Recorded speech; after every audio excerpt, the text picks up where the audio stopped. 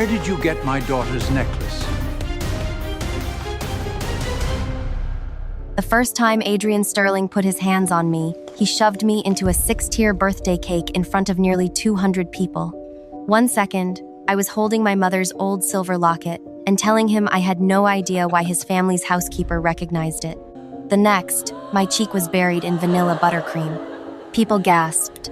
Someone laughed. Then an 84-year-old man at the head of the ballroom stood up so quickly his chair hit the marble floor. He stared at the locket hanging against my frosting-covered dress. Where did you get my daughter's necklace? Adrian stopped laughing. So did I.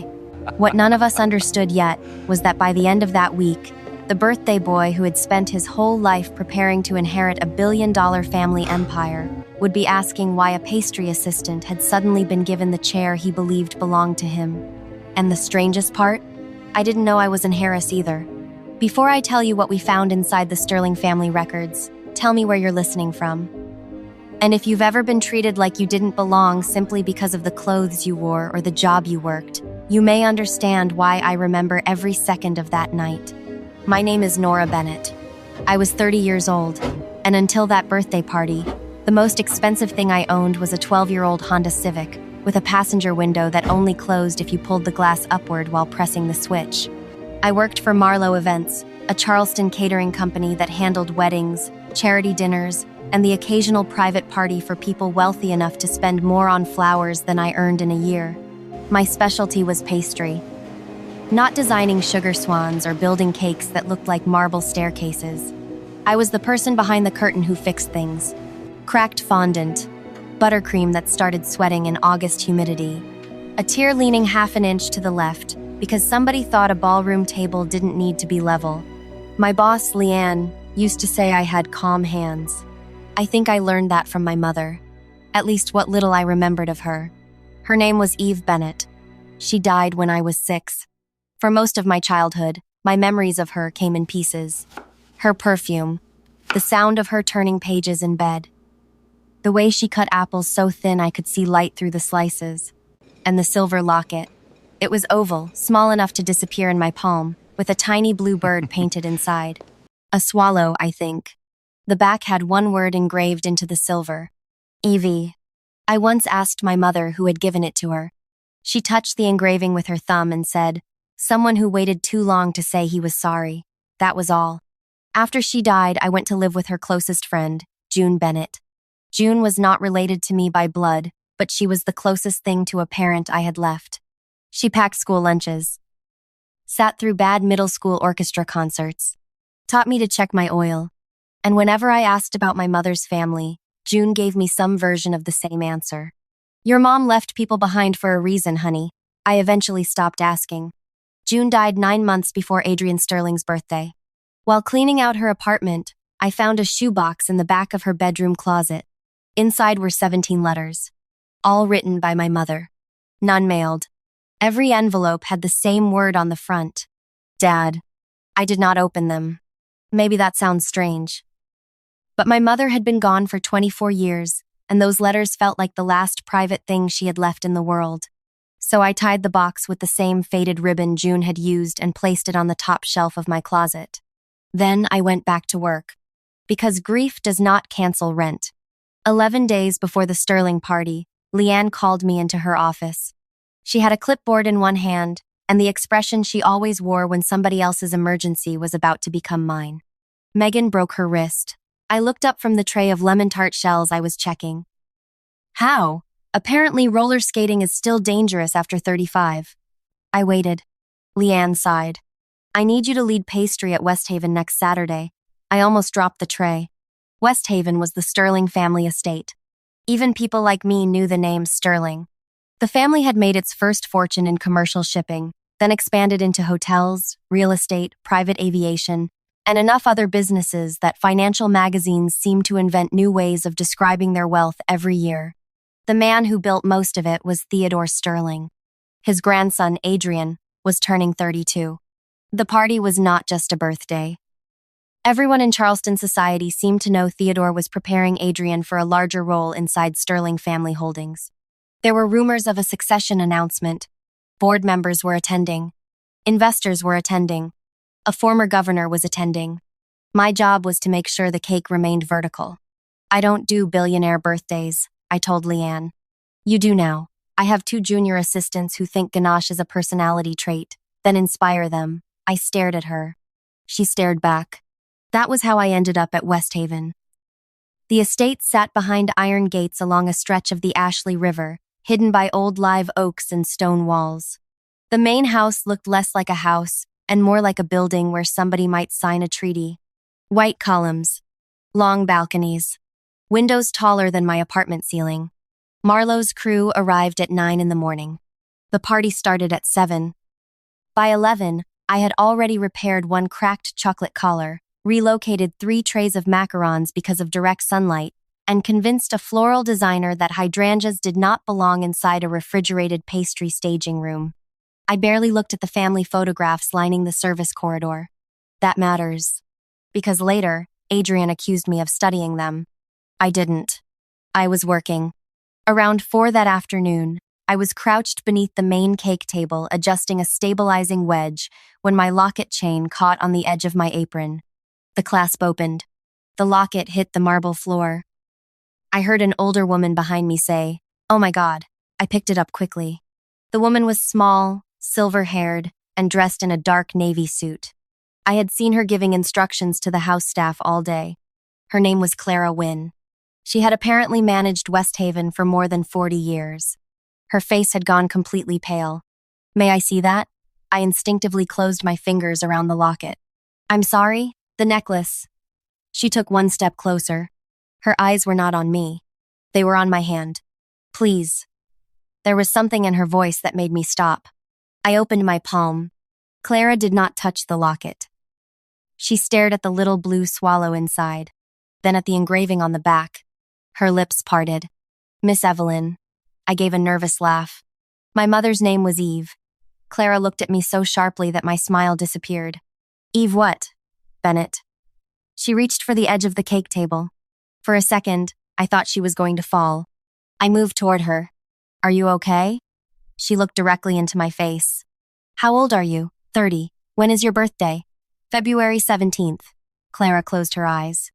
I remember the exact sound she made. It was not a gasp. It was more like air leaving a room. Then somebody called her name from the main hallway.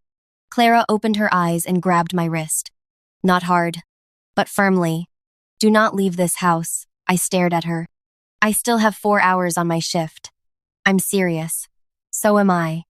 She looked like she wanted to say something else. Instead, she turned and walked out of the pastry room faster than I thought a woman her age could move. I stood there holding my mother's locket. One of my assistants, Tessa, slowly looked up from a tray of chocolate curls. "What was that?" I have absolutely no idea. I wish I could say I immediately understood something important had happened. I didn't. I put the locket back around my neck. Then I checked the cake. At 7:30, the ballroom doors opened. The Sterling family knew how to create a room designed to make ordinary people lower their voices. 3 massive chandeliers. White roses climbing gold frames. A string quartet near the terrace. Champagne moving through the crowd faster than water. At the center of the ballroom stood Adrian's birthday cake. 6 tiers. Ivory fondant. Hand-painted gold details. 32 sugar leaves around the base. I had spent most of the afternoon resenting that cake. By 8:15, Adrian Sterling had already posed beside it for at least 50 photographs.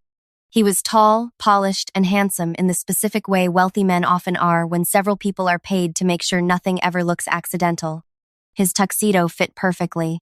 His hair looked untouched by humidity. And every time someone important entered the ballroom, Adrian seemed to know exactly how long to hold their hand. I was near the service doors when I saw Clara speaking urgently to an older man. I recognized Theodore Sterling from photographs. He was thinner than I expected. White hair, black tuxedo. A silver-headed cane he seemed annoyed to need. Clara whispered something. Theodore looked across the ballroom. At me. I felt my stomach tighten. Then Adrian noticed. He followed his grandfather's gaze. For the first time that evening, the smile disappeared from his face. He crossed the ballroom quickly. I remember thinking he was coming to complain about the cake. Instead, he stopped less than a foot from me and looked down at my employee badge. Nora Bennett.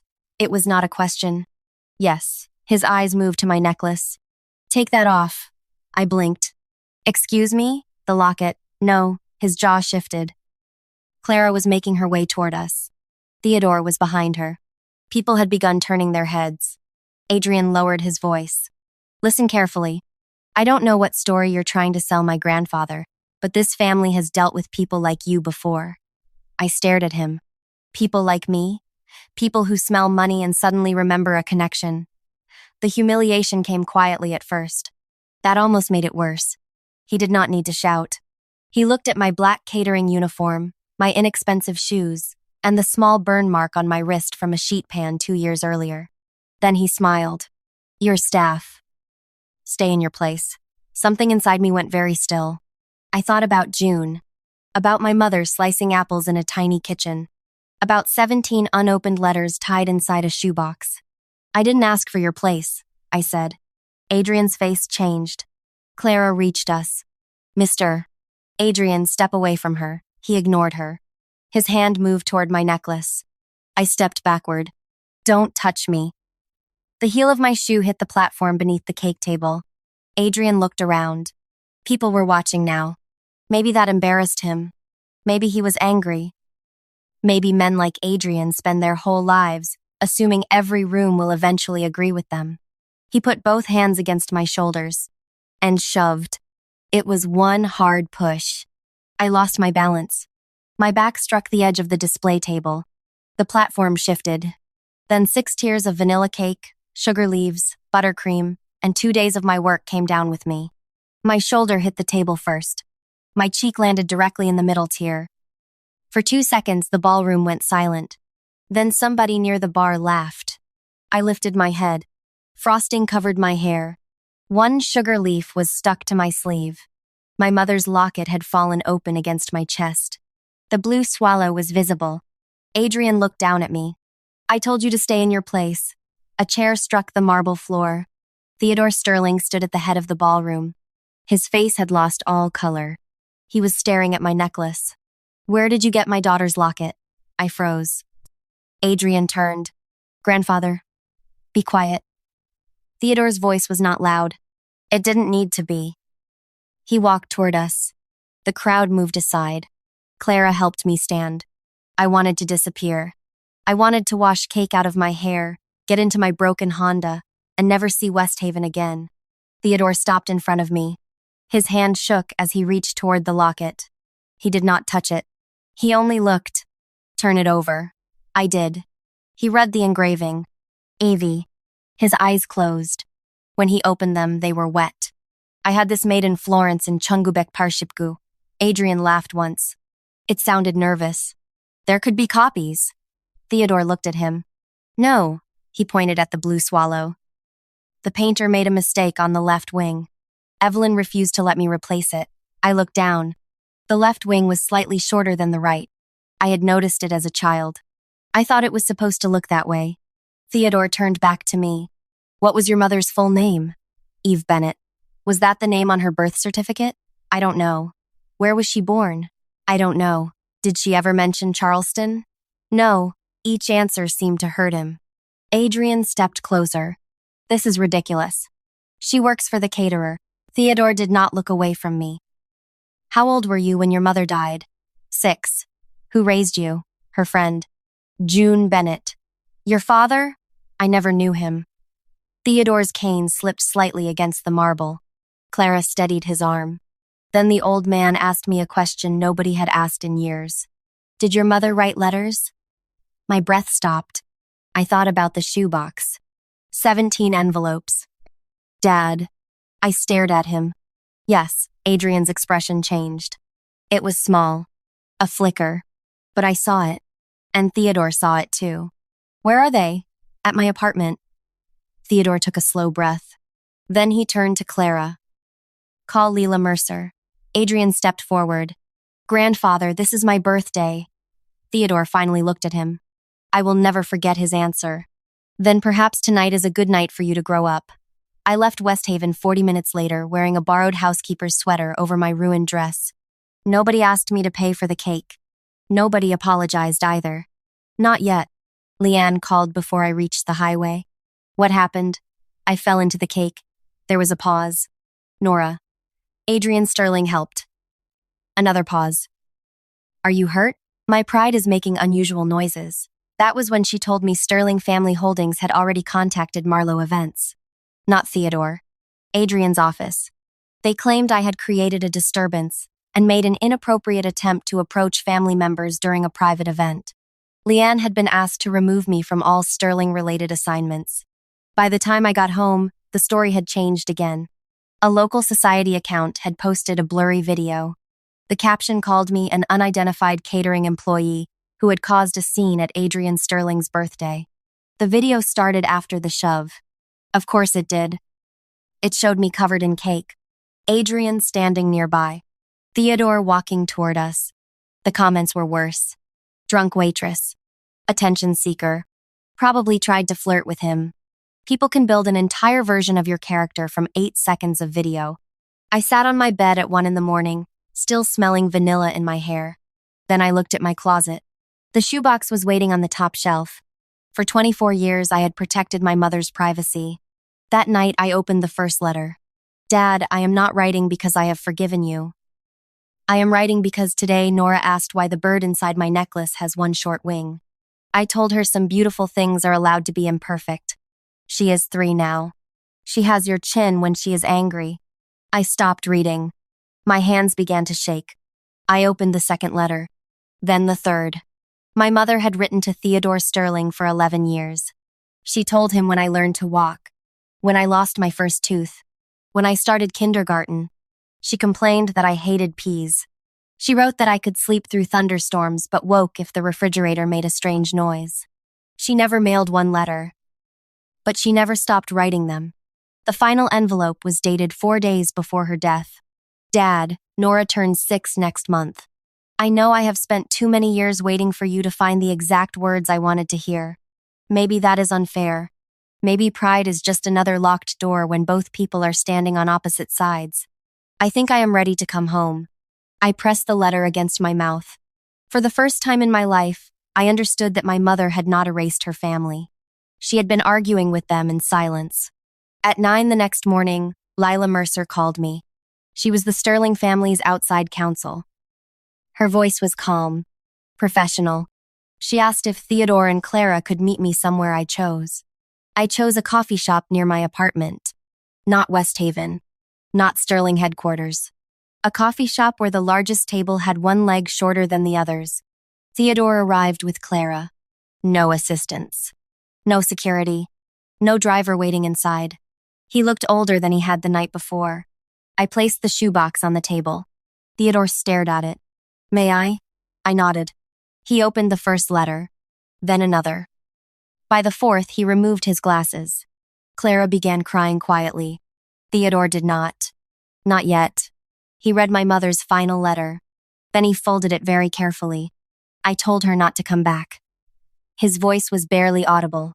I said nothing. He looked at me. She was 22. She wanted to marry a photographer named Daniel Cross. I thought he wanted access to our name. Our money. My father? Theodore nodded. He died in a construction accident before you were born. I had spent 30 years not knowing my father's name. Theodore gave it to me in one sentence. The room blurred. He loved her, Theodore continued. I know that now. I did not know it then. What happened after she left? I sent letters. She never got them. I hired investigators. She never knew. I found 3 women named Eve Bennett. 2 were wrong. 1 disappeared before my people reached her. He looked at the shoebox. I spent 31 years believing my daughter died hating me. I thought of my mother, waiting for him to find the right words. I thought of Theodore, sending people to find a woman who no longer used his name. 2 proud people. 2 locked doors. You both wasted a lot of time, I said. Theodore closed his eyes. Yes, it was the first honest thing anyone in that family gave me. Leela explained the next part. Carefully. No promises. No dramatic declaration. The locket alone proved nothing legally. The letters were significant, but handwriting would need verification. Theodore asked if I would agree to an independent DNA test. I said yes. 2 days later, Clara found a photograph in the West Haven archive. My mother was 19. She stood beside Theodore on the back terrace. Around her neck was my locket, the blue swallow visible inside. The jewelry house in Florence still had its old commission ledger. Piece 1947. Sterling, Theodore, A. 1 silver oval locket. Hand-painted blue swallow. Engraving, EVIE. The handwriting in my mother's letters matched school notebooks and personal correspondence stored in the Sterling archive. Then the DNA results arrived. Theodore Sterling was my biological grandfather. I read that sentence 6 times. It still did not explain the word Lila used next. Beneficiary. Beneficiary of what? We were sitting in Lila's office. She looked at Theodore. He nodded. Lila opened a blue folder. In 1990, Mr. Sterling reorganized the family's controlling interests into a generational trust. I almost laughed. I decorate cakes. Nobody smiled. Leela continued. Theodore's 2 children were Marcus Sterling and Evelyn Sterling.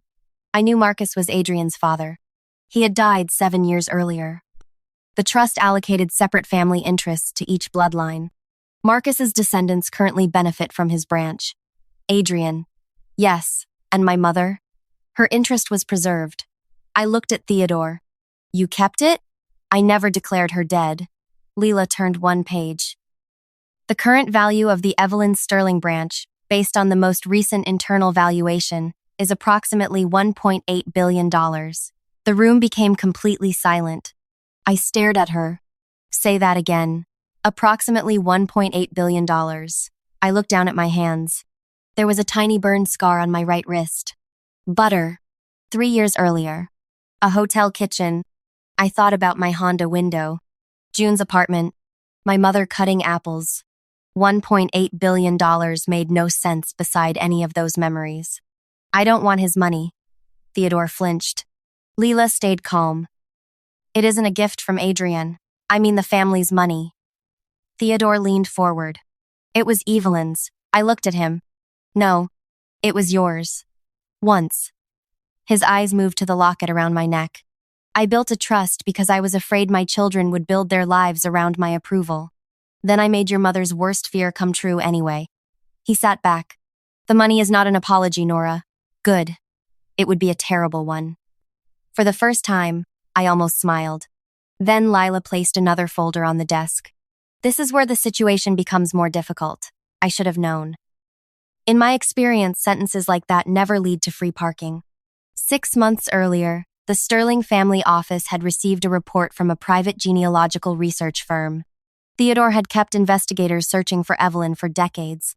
Most leads went nowhere.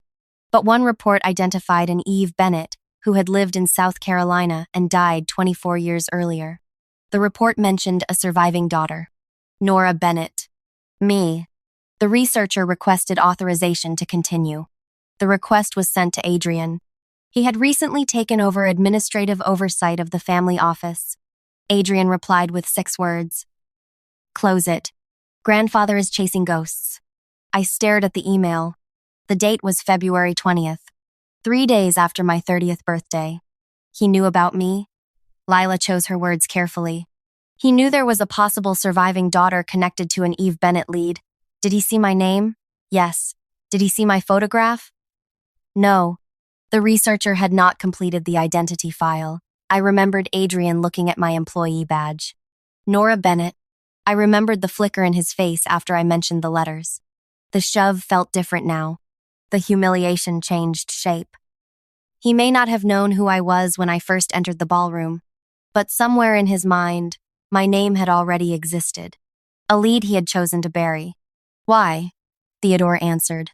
Because Adrian believed Evelyn's branch would eventually return to the family pool. Meaning him. Meaning his side of the family. I leaned back. So when he told me to stay in my place, Theodore's jaw tightened. He had spent his entire life believing your place was empty. 3 days later, Adrian asked to meet me. Alone. I said no. We met in Lila's office. Adrian arrived 10 minutes late. No tuxedo. No champagne. No audience. He looked tired. For several seconds, neither of us spoke. Then he placed a folder on the table. $2 million. I stared at him. What? Cash settlement. No litigation. No press. You sign a confidentiality agreement and acknowledge that the trust identification process is disputed. Leela, sitting beside me, said nothing. I looked at Adrian. DNA is disputed? DNA establishes a family connection. It doesn't establish that you understand this family. I almost laughed. You shoved me into a cake. You created a scene. There were 200 witnesses. You approached my grandfather with a family heirloom. Your housekeeper approached me.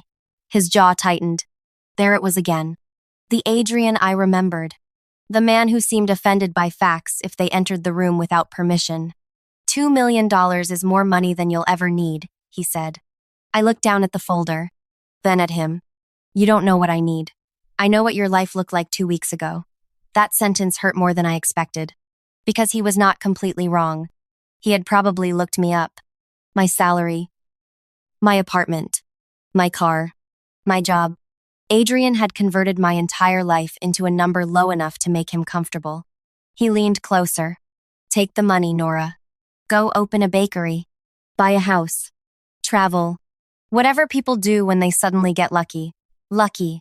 My mother wrote 17 letters to a father she missed.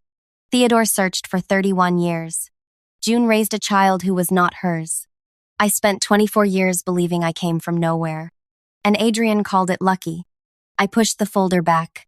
You said something at your birthday party. He stared at me. You told me to stay in my place. Nora, I think that's exactly what I'm going to do. I stood. Adrian's face changed. For the first time, I realized he was afraid. Not of me. Of the empty chair he had spent his life believing was his. The Sterling Family Holdings board meeting took place 9 days after the birthday party. I did not want to attend. Theodore insisted I should hear what was said about me while I was in the room. So I went. I wore a navy dress June had once called my job interview armor. I kept my mother's locket around my neck. Adrian sat 3 seats from Theodore. His mother, Celeste Sterling, sat beside him. I had met her once. She looked at me the way people inspect fruit at a grocery store. The meeting began at 10. Lila presented the identification findings. The jewelry record. The archived photograph. The letters. The independent DNA results. Nobody interrupted. Then she explained the trust. For the first time, I heard the number attached to my name in a room where people understood what it meant. $1.8 billion in beneficial interest and voting rights attached to the Evelyn Sterling branch. One board member removed his glasses. Another looked directly at Adrian. Celeste spoke first. This is absurd. We are restructuring an entire family institution around a caterer. There it was. A caterer. Not Evelyn's daughter.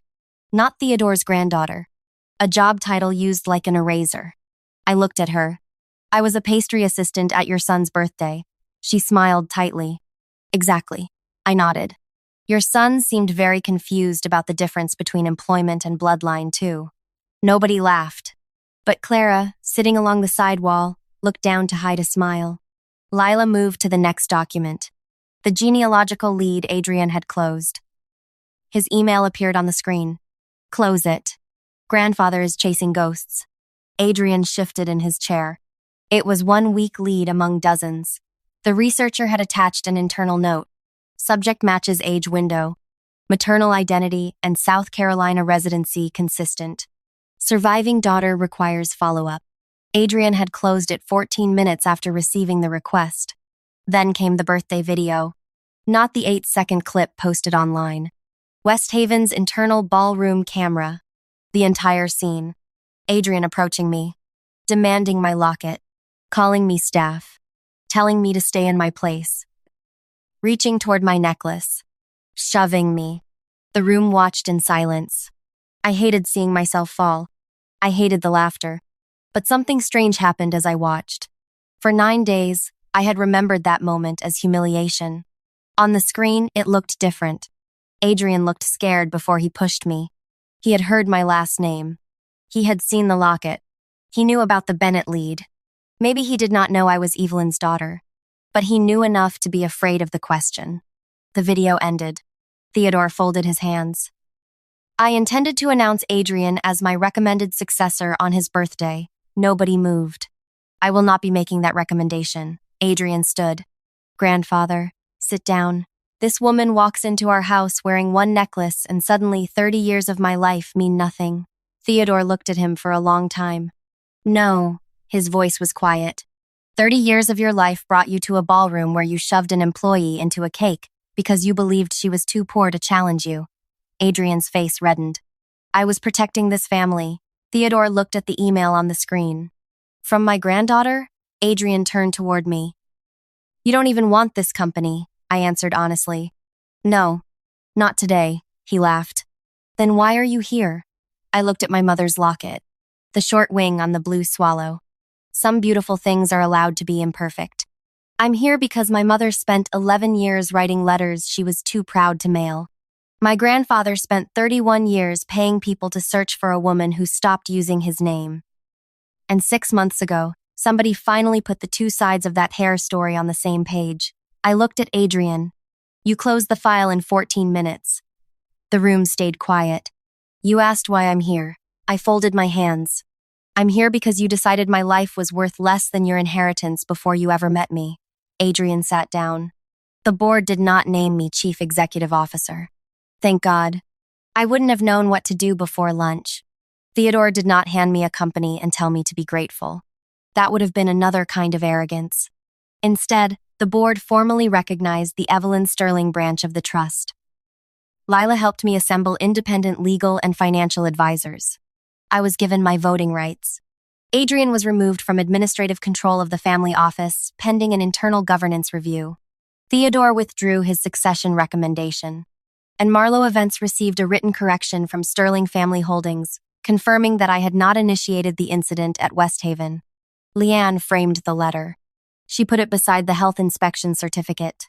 I enjoy official documents, she told me. I went back to work for another 3 months. People found that strange. So did I. But becoming wealthy did not instantly teach me who I was supposed to be. I still woke up at 6. Still checked ovens before trusting thermostat displays. Still drove the Honda with the broken passenger window. Theodore hated that car. That became one of our first arguments. We had many. He was not a gentle, perfect grandfather secretly waiting behind a mansion gate. He was stubborn, controlling, used to solving discomfort with resources. I understood how my mother could love him and still leave. He understood why I did not call him Grandpa for almost a year. We met every Thursday, sometimes at West Haven. More often at the same coffee shop near my apartment. He read my mother's letters slowly, one each week. He never asked to keep them. That mattered to me. Adrian called once. It was 6 months after the birthday party. By then, the society pages had moved on to somebody else's divorce. I had purchased a small brick building in downtown Charleston. Not a mansion, a bakery. June, Eve. I named it for the 2 women who raised me. We had 6 employees, full health coverage, and a rule that nobody, including me, was allowed to call front-of-house staff, just servers. My phone rang while I was scraping flour from a work table. Adrian.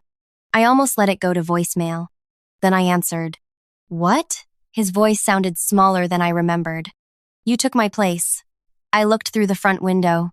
The bakery sign was being installed. June, Eve. My mother's locket rested against my apron. A little blue swallow with one imperfect wing. No, Adrian. I wiped flour from my hand.